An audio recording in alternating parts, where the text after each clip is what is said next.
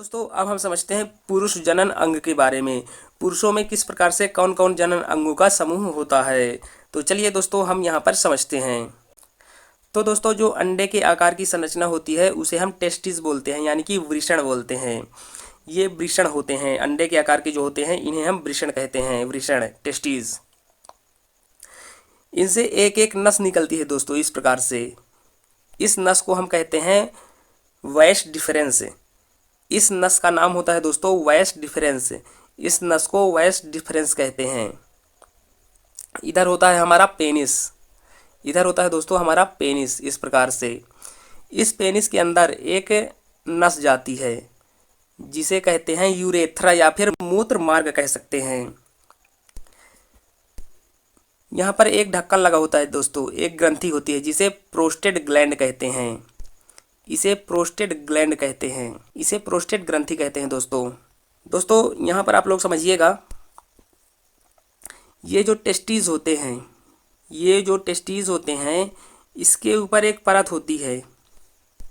इस प्रकार से एक परत होती है जो कि ये टेस्टीज की सुरक्षा करती है। ये परत होती है जो कि टेस्टीज की सुरक्षा करती है। इसे एपिडिडिमिस कहते हैं। इस परत को एपिडिडिमिस के नाम से जाना जाता है। दोस्तों ये जो टेस्टीज होते हैं, हमारे जो टेस्टीज दोनों होते हैं, इनके अंदर यहाँ पर स्पर्म का निर्माण होता है।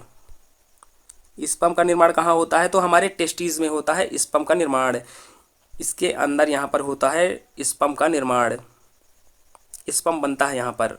और दोस्तों ये जो नस होती है वैश डिफरेंस जिसको कहते हैं, ये स्पर्म को ले जाने का काम करती है। वैश डिफरेंस स्पर्म को ले जाने का काम करती है। दोस्तों पुरुषों में एक नसबंदी होती है जिसे वैस्कोटोमी कहते हैं।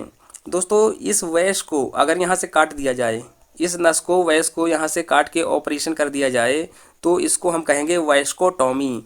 वैश डिफरेंस नस को काटने से वैस्कोटोमी कहलाता है। ये होती है पुरुषों की नसबंदी जिसे वैस्कोटोमी कहते हैं। इस प्रकार से इनको आप लोगों को ध्यान रखना है।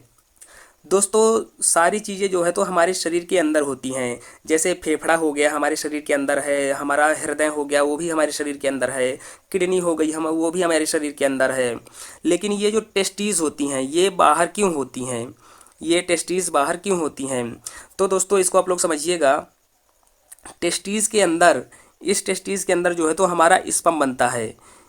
टेस्टीज के अंदर जो है तो स्पर्म बनता है और ये स्पर्म जो है तो ये 37 डिग्री में जिंदा नहीं रह सकते। स्पर्म जो है तो 37 डिग्री में जीवित नहीं रह सकते।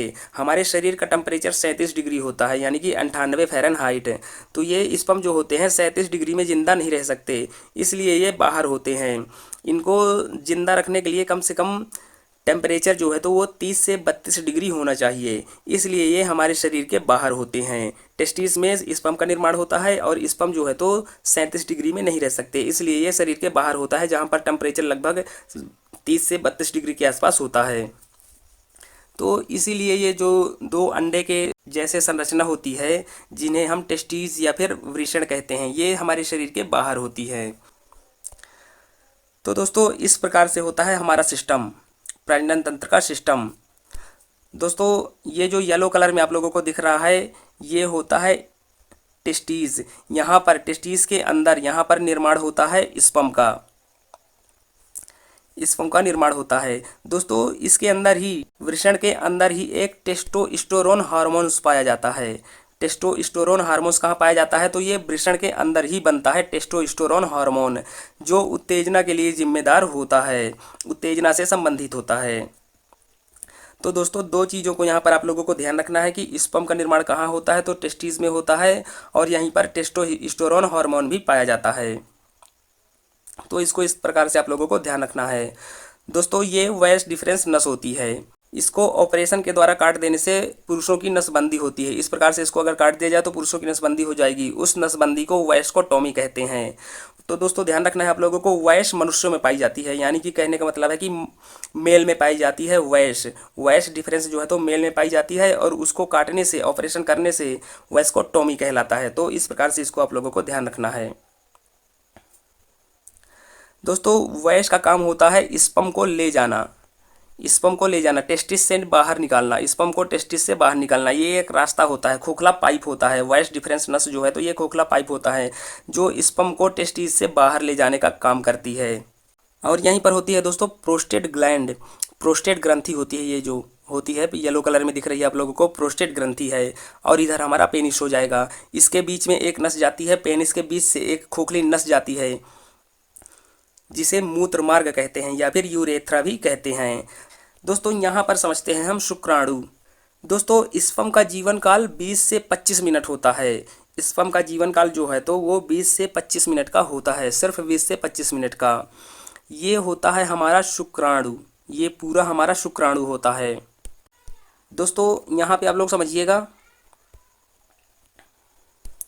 देखिए ये न्यूक्लियस है, ये क्या है, न्यूक्लियस यानी कि केंद्रक है। कोशिका वीडियो आप लोग अगर देखे होंगे तो यहाँ पर आप लोगों को बहुत अच्छे से समझ में आएगा। तो दोस्तों ये न्यूक्लियस है, न्यूक्लियस में क्या होता है, गुणसूत्र होता है, केंद्रक के अंदर गुणसूत्र होते हैं। इसी गुणसूत्र के अंदर सारी जानकारी होती है कि कितने हाथ बनाने हैं, कितने आँख बनाने हैं, कितने पैर बनाने हैं। इस प्रकार से सारी जानकारी इस गुणसूत्र के अंदर होती है। ये वाला भाग जो होता है दोस्तों जिसको हम शुक्राणु कहते हैं, ये वाला भाग है जो दोस्तों जिसको हम शुक्राणु कहते हैं, तो ये इस न्यूक्लियस की सुरक्षा के लिए होता है, इस न्यूक्लियस की सुरक्षा के लिए होता है ये वाला भाग। ये वाला भाग जो है तो इस न्यूक्लियस की सुरक्षा के लिए होता है। और दोस्तों ये जो आप लोगों को पूंछ दिख रही है, ये जो दोस्तों पूंछ है ये होता है माइटोकॉन्ड्रिया। ये जो दोस्तों आप लोगों को पूंछ दिख रही है ये होती है माइटोकॉन्ड्रिया। इसी पूंछ के मदद से ये हमारा शुक्राणु आगे बढ़ पाता है, इस न्यूक्लियस को लेकर, इस न्यूक्लियस को लेकर ये जो है तो आगे बढ़ पाता है इस पूंछ की मदद से। दोस्तों इस माइटोकॉन्ड्रिया में ऊर्जा कहाँ से आती है, तो दोस्तों इस माइटोकॉन्ड्रिया में ऊर्जा फ्रक्टोज से आती है, फ्रुक्टोज से आती है ऊर्जा। ये माइटोकॉन्ड्रिया जो है तो फ्रुक्टोज से ऊर्जा लेता है और इसे शुक्राणु को जो है तो आगे बढ़ाता है। तो दोस्तों इस प्रकार से आप लोगों को समझ में आ गया होगा। ये जो पूंछ दिख रही है ये होती है माइटोकॉन्ड्रिया, इसको एनर्जी जो है तो फ्रुक्टोज से मिलती है। और ये जो आगे वाला भाग होता है ये होता है, और जो बीच में होता है ये होता है न्यूक्लियस, केंद्रक। इसके अंदर पूरी जानकारी होती है। इसमें 23 होते हैं, 23 गुणसूत्र होते हैं इसमें दोस्तों जो है तो 23 गुणसूत्र होते हैं। दोस्तों ये अर्धसूत्री विभाजन के द्वारा होता है, ये आप लोगों को अर्धसूत्री विभाजन में अच्छी तरह से समझ में आएगा। तो आप लोग कोशिका की वीडियो ज़रूर देखें एक बार। 23 गुणसूत्र बच्चे में जो है तो पिता से आते हैं और 23 गुणसूत्र बच्चे में माता से आते हैं। तो मानव में गुणसूत्र 46 होते हैं। इसके बारे में दोस्तों हम आगे समझेंगे। फ्रुक्टोज और शुक्राणु के मिलने से दोस्तों क्या बनता है, सीमेन बनता है, यानी कि वीर्य बनता है। दोस्तों यहाँ पर हम थोड़ा और समझते हैं। दोस्तों इधर ये हो गया हमारा टेस्टिस, इनमें वीर्य का निर्माण होता है और इसमें टेस्टोस्टेरोन हार्मोन भी पाया जाता है। दोस्तों ये जो नस दिख रही हैं आपको ये वैस डिफरेंस हो गई, ये वीर्य का ले जाने का काम करती है, वीर्य को ले जाने का काम करती है। दोस्तों इधर समझिए आप लोग, ये हमारी हो गई किडनी, ये पहली किडनी और ये जो है तो दूसरी किडनी हो गई। इधर से आता है यूरिन, किडनी से होकर के इधर से जो आता है यूरिन, यूरिन कहाँ जमा होता है दोस्तों, तो दोस्तों यूरिन ब्लाडर में जमा होता है, इसका नाम होता है ब्लाडर। यूरिन, यूरिन जो है तो ब्लाडर में जमा होता है, यहाँ पर किडनी से होकर ऐसे आता है और यहाँ पर जमा हो जाता है यूरिन।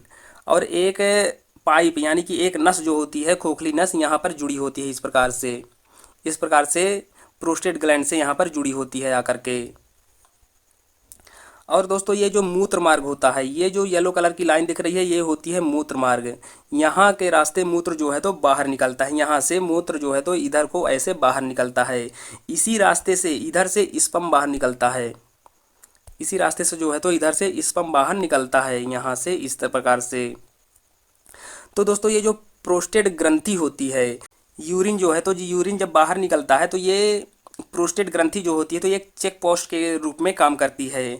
जब भी मूत्र यानी कि यूरिन बाहर आता है तो ये स्पर्म वाला रास्ता बंद कर देती है जिससे मूत्र आसानी से बाहर निकल सके, और जब स्पर्म आता है तो ये मूत्र वाला रास्ता बंद कर देती है जिससे स्पर्म जो है तो आसानी से बाहर निकल सके। दोनों स्पर्म और मूत्र यानी कि यूरिन, स्पर्म और यूरिन एक साथ नहीं आते, इसको आप लोगों को ध्यान रखना है। तो इसका जिम्मेदार जो होता है तो ये प्रोस्टेट ग्रंथि होती है। इसका काम होता है इनको ध्यान रखना, इस चेक पॉइंट के रूप में काम करना। तो इस प्रकार से दोस्तों आप लोगों को ध्यान रखना है। वृषण के अंदर स्पर्म का निर्माण होता है और टेस्टोस्टेरोन हार्मोन का भी वहीं पर निर्माण होता है। इसका काम होता है दोस्तों, टेस्टोस्टेरोन हार्मोन का काम होता है उत्तेजना को बढ़ाना।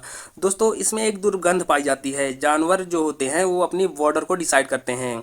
जैसे कुत्ते को समझिए, एक कुत्ता गाड़ी के पीछे क्यों दौड़ता है, क्यों भौंकता है, और अगर वो गाड़ी का मालिक यानी कि मोटरसाइकिल का मालिक जो होता है मोटरसाइकिल खड़ी कर दिया तो कुत्ता शांति से लौट जाता है। ऐसा क्यों होता है? तो दोस्तों कुत्ते जब सूसू करते हैं यानी कि बाथरूम करते हैं तो उनके बाथरूम में यही टेस्टोस्टेरोन जो है तो बाहर निकलता है और उसी को सूंघ कर कुत्ते जो है तो दौड़ाते हैं। अगर कोई कुत्ता जो है तो किसी गाड़ी में, किसी मोटरसाइकिल में बाथरूम कर दिया और वो आदमी जो है तो गाड़ी को लेकर, मोटरसाइकिल को लेकर कहीं गया, तो दूसरे एरिया का जो कुत्ता होता है तो उसी टेस्टोस्टेरोन हार्मोन को सूंघ कर गाड़ी के पीछे दौड़ता है। तो इसका ये कारण है। तो दोस्तों इस वीडियो में बताई गई जानकारी समझ में आई हो तो इस वीडियो को लाइक करें और अपने दोस्तों में शेयर करें। साथ ही हमारे चैनल रिवीजन स्टडी जी को सब्सक्राइब करें जिससे अपलोडेड वीडियो की अपडेट मिलती रहे। धन्यवाद।